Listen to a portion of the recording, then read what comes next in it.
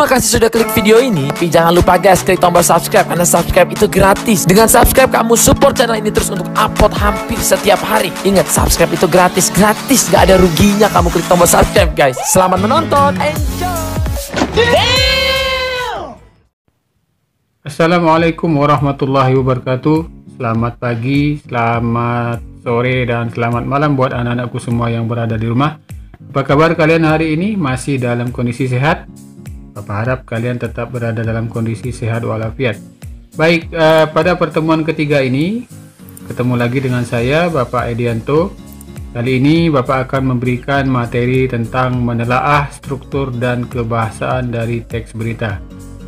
Kalau kemarin pertemuan 1 dan pertemuan 2 di KD 3.1 dan KD 4.1 kita sudah mempelajari unsur-unsur berita dan menyimpulkan berita. Nah, kali ini di pertemuan ketiga di KD 3.2 ini kita akan membicarakan tentang struktur dan kaidah kebahasaan teks berita.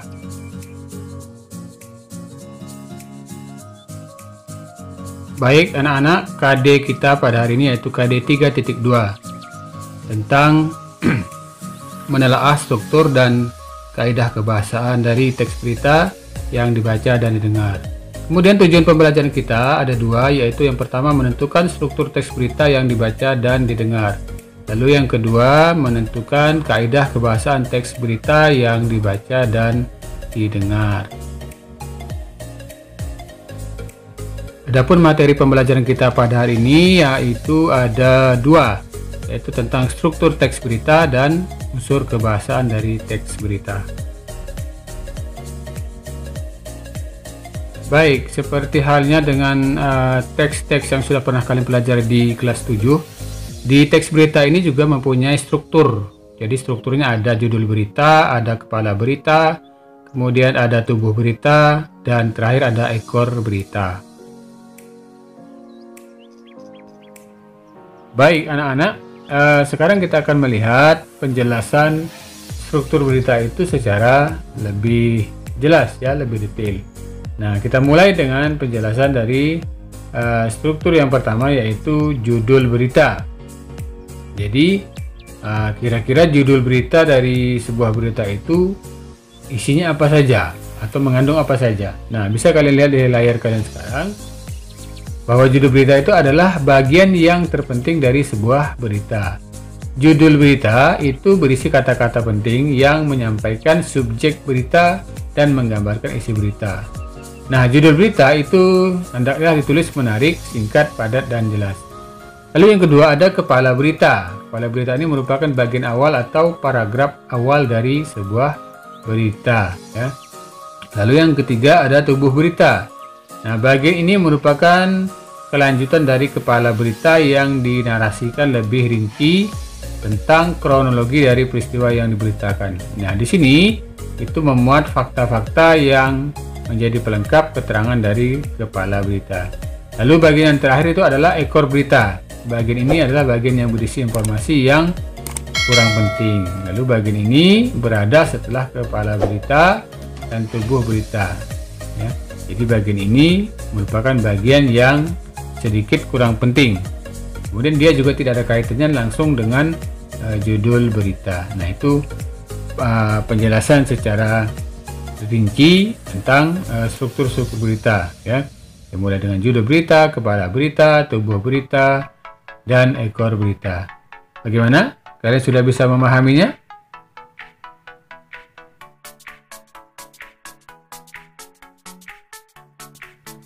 Baik anak-anakku semua, silakan perhatikan contoh teks berita berikut, ya. Kita akan melihat mana yang disebut dengan kepala berita, ya, kemudian mana yang disebut dengan bagian tubuh berita, dan mana yang disebut dengan ekor berita.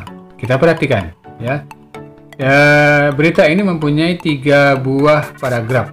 Ya, paragraf yang pertama itu berfungsi sebagai kepala berita. Nah, kalian bisa lihat di situ. Kemudian paragraf kedua itu sebagai tubuh berita, dan yang paragraf ketiga itu sebagai ekor berita. Baik anak-anak, sekarang kita akan melihat kaidah kebahasaan dari teks berita. Sekalian lihat di sini kaidah yang pertama yaitu menggunakan bahasa baku. Lalu kaidah yang kedua itu menggunakan kalimat langsung. Ketiga, menggunakan konjungsi bahwa. Yang keempat, menggunakan kata kerja mental. Yang kelima, menggunakan fungsi keterangan waktu dan tempat. Dan yang keenam, menggunakan konjungsi temporal.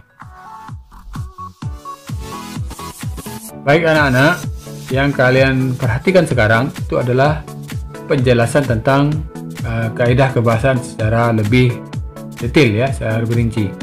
Nah, ini yang pertama ini adalah tentang penggunaan bahasa baku.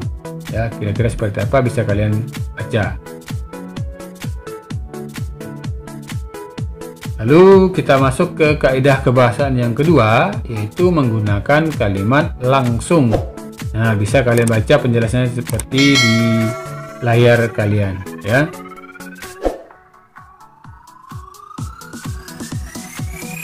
Nah, kemudian yang berikut ini Bapak tampilkan juga contoh kalimat langsung dalam cuplikan teks berita.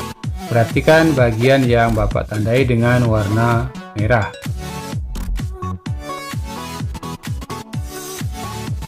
Lalu yang berikutnya mengenai pemakaian konjungsi bahwa ya. Perhatikan kata bahwa yang Bapak berikan tanda panah merah.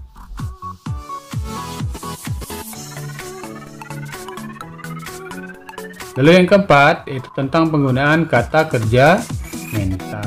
Perhatikan juga contoh tanda panah yang Bapak berikan.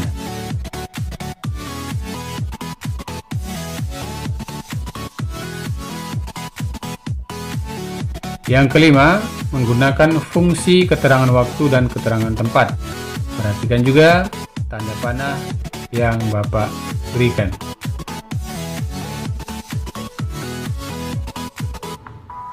Lalu yang keenam yaitu penggunaan konjungsi temporal. Nah, bisa kalian lihat penjelasannya di layar ini lebih jelas atau lebih detail.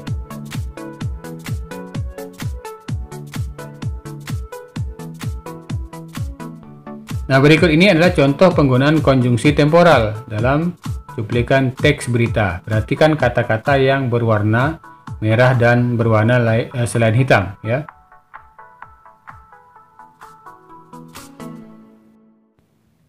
Demikian anak-anakku semua penjelasan materi yang bisa Bapak sampaikan terkait materi pembelajaran kita pada hari ini.